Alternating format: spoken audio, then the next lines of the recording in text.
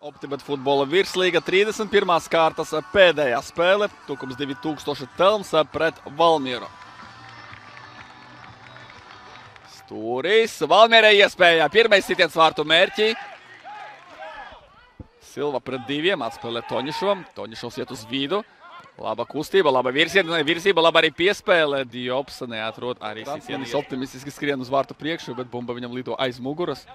Nenorēģē viņš uz to, un Samoilovs sitiens, bomba nonāk vārtos. Tukums 2000, teicu, tikko nesagādā darbiņu Klāvam Lauvam, bet te ir pirmo sitienu izdarīts maksimums, un Samoilovs ierēda bumbu vārtu stūrī. Lauvam te grūti kaut ko pārmest, ļoti labs sitiens vārtu stūrī.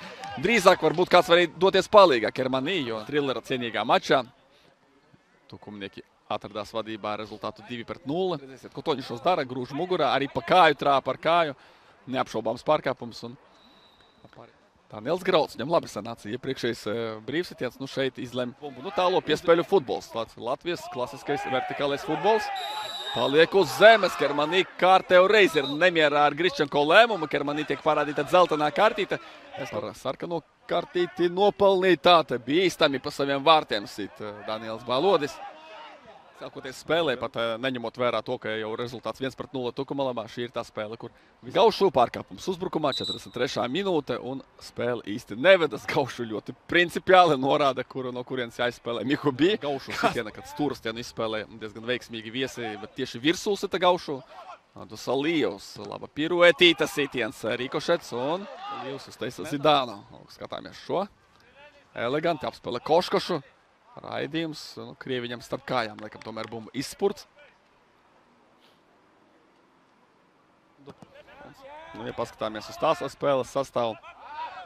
Pendialosa bija starta 11. arī guva abus vārtos, bet šeit 1-1, pagūst Valmiera izlīdzināt, nav aizmuguras stāvokļa, un tas ir tieši Leo Gaušu. Lūk, kā pirms 2 minūtēm viņš dosmīgi paraudzījās uz pretinieku, kurš nepareizā vietā nolika bumbu, lai izsistu bumbu no brīvsitiena, un te viņš jau gūst vārtus, tā kā nav šīs te negatīvās emocijas, ir arī koncentrēšanās, ir mērķtiecība, un Valmiera panāk 1-1 līdz puslaika pārtraukumam, sirsniņa, ja? Un 6. vārti Gaušu Valmieras kreklā virslīgā. Šodien 6. vārti. Paskatāmies, Gustavs Silvas centrējums teicami un netiek galā Kārlis Mikuļskis.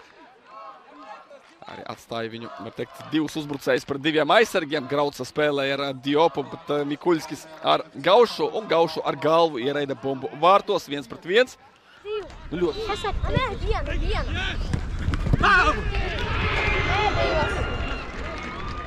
Kristers Čudars biežāk spēlējis rezervē, tā skatāmies, Diops, tas, ko viņš prot, ir ātri skriet ar bumbu, Diops krīt, un ko parāda galvenais tiesas? Nesaprotu. Es tiešām nesaprotu, arī Valmieras soliņš ir neizpratnē, ja tas ir pārkāpums, tad tas taču notika soda laukumā. Kādā veidā te var būt brīvsitiens pirms soda laukuma? Tiešām nesaprotu. Te jāskatās atkārtojums, bet tā dzīvajā režīmā šķita, ka jau sen Diops ir soda laukumā. Vai otra versija. Tiesas saskatīja pārkāpumu vēl arī iepriekš, pirms tam citā punktā un atgriezās turp. Brīvsitiens neizmanto Kermanī.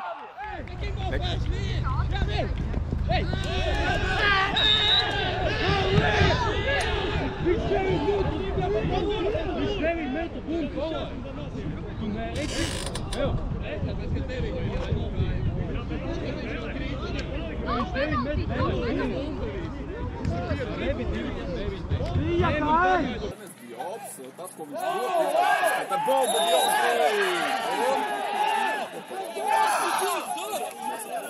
tiešām nesaprotu. Šodien uz soļa Venecuēliešu vārtsargs, bet šeit Bogdans Samoilovs meklēja savus otros vārtus, ritējumu padarīt ātrāku viesi, tas sanāk, jo Jurģim Kalnam pietiks pacietības. Te gan Pusanovs uzvarēja gaisa divciņu, tiesa gan nepagūta partneri savākt otro bumbu. Diops, ko darīs Diops? Ilgi spēlē ar bumbu. Šeit jau 5. 6. pieskāriens aizgāja un viss bija kārtībā. Kristers Čudars 1. Tāds šūpoļu futbols, tad jābūt zeltenai kartītei Krieviņam, tā arī notiek.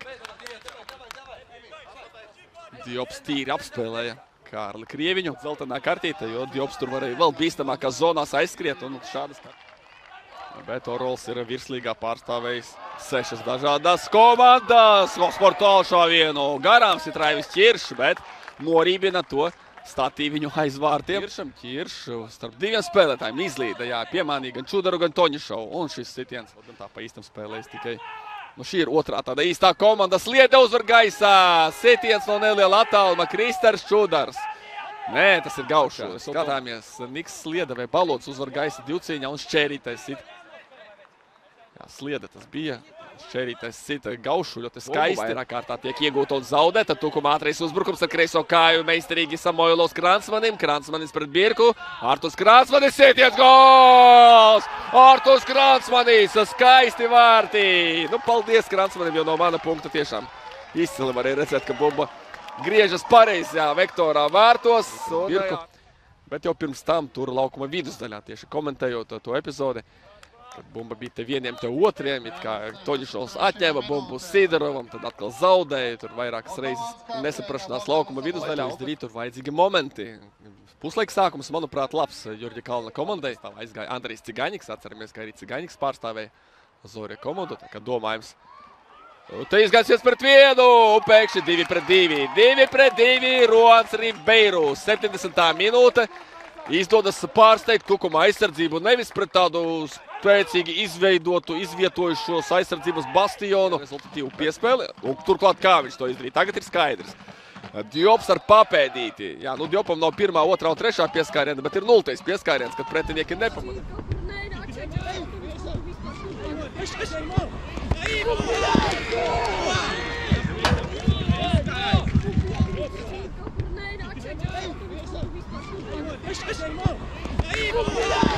Varbūt kaut kur vienkāršāk nospēlēt izdarītās sitienus. Silva atkal Sliede uzvar gaisā, ir iespēja got vārtus Ribeiru. Ribeiru arī nepieņema lēmumu. Arī vēl viena tāda epizode, kur var daudz nedomāt. Jāšauj pa vārtiem, meklējot partnerus. Nu, lūk, šīs īsti arī nesaprotu to ideju. Kurš paliek, tagad laukumā uz maiņu devies Milčenko. Un vēl 2 maiņas Tukumam vārtu. Jā, par Valmieru tad 2 centra pussargi cīņas gaitā nomainīti. Kermanī un Korobenko. Nu, šeit es arī varu kaut kur piekrist Jurģim Kalnam. Nu, nekā.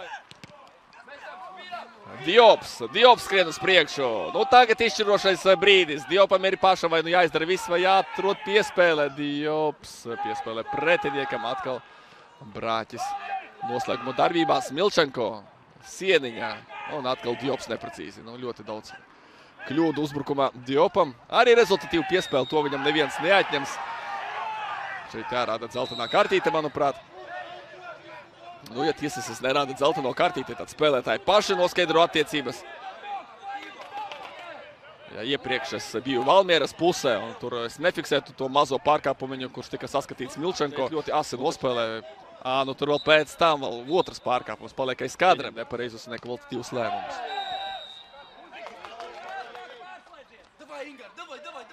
Maksima Toņišova centrējums, vārtu priekšā, Gaušu, nē, un arī Ingars Pūlis. Vienam pašam Siderovam 2. Puzanovs pa bumbu netrāpa. Kā tad tā Valmieras centra aizsargi ļāva Puzanovam atvēzēt kāju? Ja Nagasava uz vidu, Nagasava apspēlē Birku. Nu, Birkam arī pret Kransmani klājās grūti, ir iespēja Puzanovam izraut uzvaru! Puzanovs panāk 3-2 pēdējā minūtē, laukumā skrien Samoilovs, visi pārējie rezervisti. Skaista izskaņa, protams, arī rupja kļūda valmieriešiem. Netrāpīja pa bumbu viens no aizsargiem, un Tukums atkal šeit, jau kuru reizi šeit atbrauc, un esmu liecinieks Tukuma svinībām. Nagasava, un te paklupa Balodis. Balodis, nu jā, laukums, visticamāk, laukuma kvalitāte pats pazaudē līdzsvaru. Nenosat šo zonu, un Puzanovs glūsta diezgan viegls vārtus. Nagasavam rezultatīva piespēle. Viss. Tukuma soliņš gavilē. Tukumam skaista 3-2 uzvara. Pelnīta vai nepelnīta? Tas ir labs jautājums, droši vien, ka Valmierai sezonas kontekstā diezgan maz ielaiz to vārtu. Bet nu šodien ielaida praktiski maksimumu. Un šādi spēlējot, Valmiera var arī palikt bez Eirokosiem. Valmiera var kļūt par to komandu, kas čempionu statusā finišē 5. vietā. Šobrīd gan 4. vietā Valmierai. Par 3 punktiem atpaliek valmierieši no Audas.